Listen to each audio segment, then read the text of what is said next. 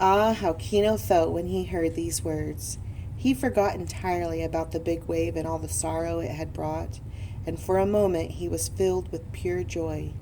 Then he remembered the small farmhouse, the four little rooms, and the old kitchen.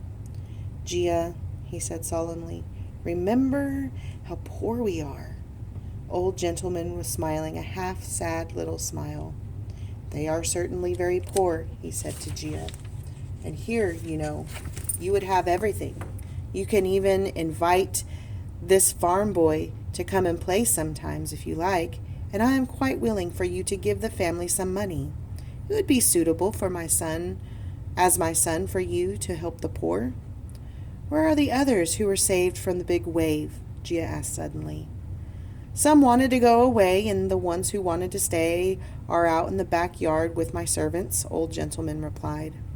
Why do you not invite them to come into this big house and be your sons and daughters? Gia asked.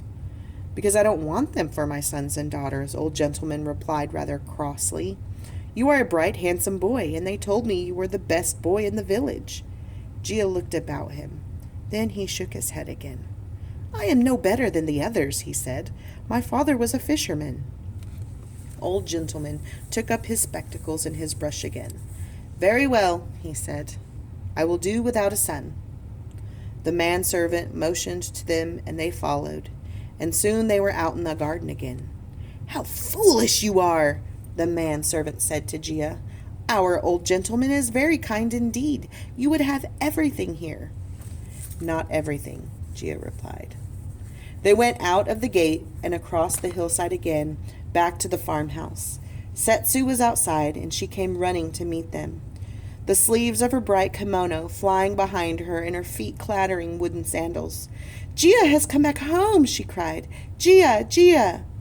And Gia, seeing her happy little face, opened his arms and gave her a great hug. For the first time he felt comfort creep into his sad heart, and his comfort came from Setsu, who was like life itself. Their noonday meal was ready, and Kino's father came in from the fields, and when he had washed, they all sat down to eat. How happy you have made us, he told Gia. Happy indeed, Kino's mother said. I have my brother, Kino said. Gia only smiled. Happiness began to live in him secretly, hidden inside him, in ways he did not understand or know. The good food warmed him, and his body welcomed it.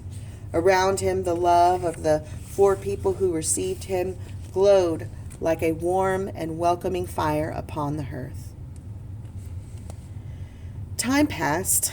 Gia grew up in the farmhouse to be a tall young man, and Kino grew at his side, solid and strong, but never as tall as Gia. Setsu grew too, from a mischievous, laughing little girl into a gay, willful, pretty girl. But time, however long, was split into two parts by the big wave. People spoke of the time before and the time after the big wave. The big wave had changed everyone's life. For years, no one returned to live on the empty beach. The tides rose and fell, sweeping the sands clean every day. Storms came and went, but there was never again such a wave as big as the one. Then people began to think that perhaps there would never again be such a big wave. The few fishermen who had listened to the tolling bell from the castle and had been saved with their wives and children had gone to other shores to fish, and they had made new fishing boats. But as time passed after the big wave, they began to tell themselves that there was no beach quite so good as the old one. There, they said, the water was deep, and great fish came close to the shore in schools. They did not need to go far out to the sea to seek the booty. The channels between the islands were rich. Now, Kino and Gia had not often gone to the beach again either. Once or twice they had walked along the place where the street had been, and Gia had searched for some keepsake from his home, and the sea might have washed back to the shore. But nothing was ever found. The surf was too violent above the deep waters, and even bodies had not returned. So the two boys, now young men, did not visit the deserted beach very often. When they went to swim in the sea, they walked across the farm and over another fold of the hill. But Kino saw that Gia always looked out of the door every morning, and he looked at the empty beach, searching with his eyes as though something might one day come back.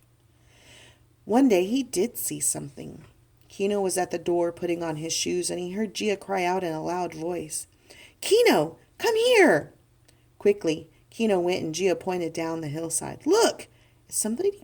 Is someone building a house on the beach?" Kino looked and saw that indeed it was so. 2 men were pounding posts into the sand, and a woman and a child stood near watching. "Can it be that they will build again on the beach?" he exclaimed. But they could not rest with watching. They ran down the hill to the beach and went to the 2 men. "Are you building a house?" Gia cried. The men paused, and the elder one nodded. "Our father used to live here, and we with him. During these years we have lived in the outhouses of the castle, and we have fished from their other shores. Now we are tired of having no homes of our own. Besides, this is still the best of all beaches for fishing." "But what if the big wave comes back?" Kino asked. The men shrugged their shoulders. "There was a big wave in our great-grandfather's time. All of the houses were swept away, but our grandfather came back. In our father's time, the big wave came again, but now we come back." "What of your children?" Kino asked anxiously. "The big wave may never come back," the men said, and they began to pound the post into the sand again. All this time, Gia had not said another word. He stood watching the work, his face musing and strange. The big wave and the sorrow it had brought had changed him forever. Never again would he laugh easily or talk carelessly. He had learned to live with his parents and his brother dead, as Kino's father had said he would, and he did not weep. He thought of them every day, and he did not feel they were far from him or he from them. Their faces, their voices, the way his father talked and looked, his mother's smile, his brother's laughter, all were with him still and would be forever. But since the big wave, he had been no longer a child. In school, he had earnestly learned all that he could, and now he worked hard on the farm. He valued deeply everything that was good. Since the big wave had been so cruel, he could not bear cruelty, and he grew into the kindest and most gentle man that Kino had ever seen. Gia never spoke of his loneliness. He did not want anyone to be sad because of his sadness.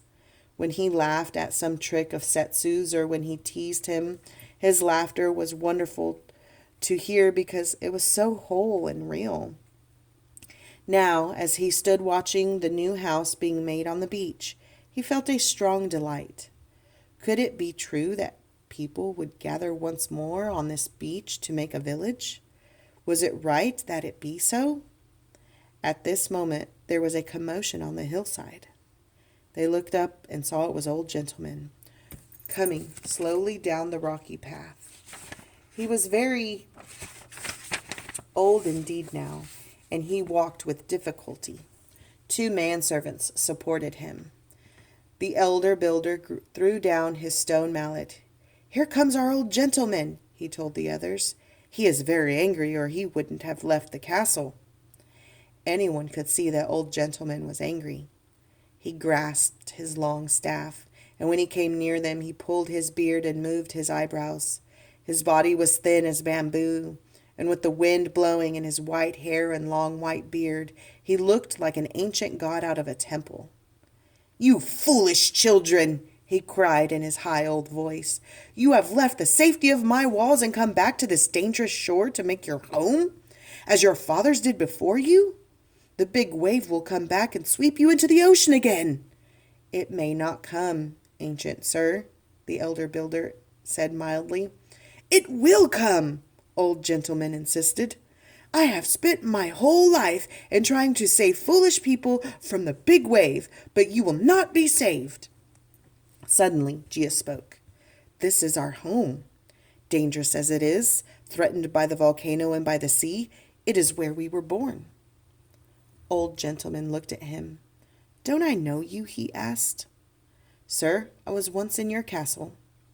Gia replied. Old Gentleman nodded. Now I remember you. I wanted you for my son. Ah, you made a great mistake, young man. You could have lived in my castle safely forever, and your children would have been safe there too.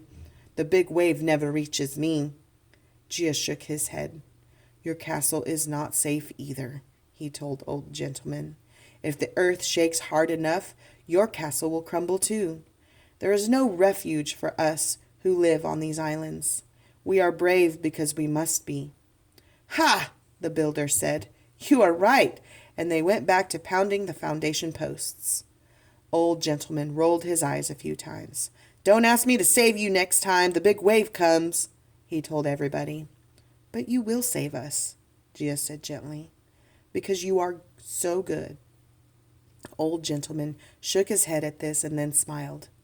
What a pity you would not be my son, he said, and then he went back to the castle and shut the gates.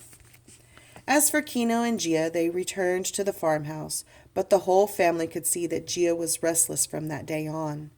They had supposed that he would be a farmer, for he had learned everything about the land, and Kino's father trusted him with much, but Gia fell into a mood of forgetfulness, and one day Kino's father spoke to him when they were working in the fields. I know that you are too good a son to be forgetful on purpose, he said. Tell us what is on your mind. I want a boat, Gia said. I want to go back to fishing. Kino's father was shaping a furrow. Life is stronger than death, he said quietly. From that day on, the family knew that someday Gia would go back to the sea, and that he would build himself a house on the beach. One after another, now 7 houses had risen, the frail wooden houses of fisher folk, and the big wave could lift like toys and crush and throw away. But they sheltered families, men and women and children, and again they were built with no windows toward the sea. Each family had built on the bit of land that had belonged to it before the big wave came, and at the end was left a bare piece. It belonged to Gia now, for it had belonged once to his father. When I have a boat, then I shall build my own house there, Gia said one night to the farm family. I shall pay you wages from this day, Kino's father said. You have become a man. From that day, Gia saved his wages until he had enough to buy a boat. It was a fine boat, slender and strong, of seasoned wood, and the sails were new. The day he got it, he and Kino sailed it far into the channel, and Gia had not been so happy since before the big wave. Kino could not forget the deep, still cold of the bottomless waters upon which they floated. But Gia thought only of the joy of having a boat of his own, and Kino did not want to spoil his joy by any hint of fear. I knew all the time that I had to come back to the sea, he told Kino. Then, to Kino's surprise, Gia grew very red. Do you think Setsu would be afraid to live on the beach? He asked Kino. Kino was surprised. Why would Setsu live on the beach? He asked. Gia grew redder still, but he held his head high. Because that is where I shall build my home, he said firmly, and I want Setsu to be my wife. It was such astonishing news that Kino did not know what to say. Setsu was his little sister, and he could not believe that she was old enough to be anybody's wife. Nor, to tell the truth, could he imagine anybody wanting her for his wife. She was careless and teasing and mischievous, and she still delighted to hide things so that he could not find them. You would be very foolish to marry Setsu, he told Gia. I don't agree with you, Gia said, smiling. But why do you want her? Kino urged. Because she makes me laugh, Gia said. It is she who made me forget the big wave. For me, she is life. But she is not a good cook, Kino said. Think how she burns the rice because she runs outside to look at something. I don't mind burned rice, Gia said, and I will run out with her to see what she sees. Kino said no more, but he kept looking at his friend. Gia wanting to build a house, to marry Setsu, he could not believe it. When they got home, he went to his father. Do you know that Gia wants to marry Setsu? He asked. His father was looking over his seeds, for it was springtime again. I have seen some looks pass between them, he said, smiling. But Gia is too good for Setsu, Kino said. Setsu is very pretty, his father said. Kino was surprised. With that silly nose she has? I believe that Gia admires her nose, his father said calmly. I don't understand that, Kino replied. Besides, she will hide his things and tease him and make him miserable. What makes you miserable will make him happy, his father said. I don't understand that either, Kino said soberly. Someday you will understand, his father said, laughing. Do you remember that I told you life is stronger than death? Gia is ready to live. On the day in the early summer that Gia and Setsu were married, Kino still did not understand, for up to the very last day Setsu was naughty and mischievous, and indeed, on the day of her own wedding, she hid his hairbrush under his bed. You are too silly to be married, he told her when he found it. I feel sorry for Gia. Her big brown eyes laughed at him, and she stuck out her small little red tongue at him. I will always be nice to Gia, she said. But when the wedding was over and the family took the newly married pair down the hill to the new house on the beach, Kino began to feel sad. The farmhouse would be very quiet without Setsu, and he would miss her. Every day he would come to see Gia, and many times he would go fishing with him. But Setsu would not be in the farmhouse kitchen, in the rooms, or in the garden. He would miss even her teasing. He grew very grave indeed. What if the big wave came again? There, in the pretty little new house, he turned to Gia. Gia, what if the big wave comes again? He asked. I have prepared for that, Gia said. He led him through the little house to the room that faced the sea, the one big room in the house, where at night they would rest and where in the day they would eat and work. All the family stood there, and as they watched, Gia pushed back a panel in the wall. Before their eyes was the ocean, swelling and stirring under the evening wind. The sun was sinking into the water in clouds of red and gold. They gazed out across the deep waters in silence. I have opened my house to the ocean, Gia said. If ever the big wave comes back, I shall be ready. I face it. I am not afraid. You are strong and brave, Kino's father said, and they went back to the farm and left Gia and Setsu to make a new life and a new home on the old beach.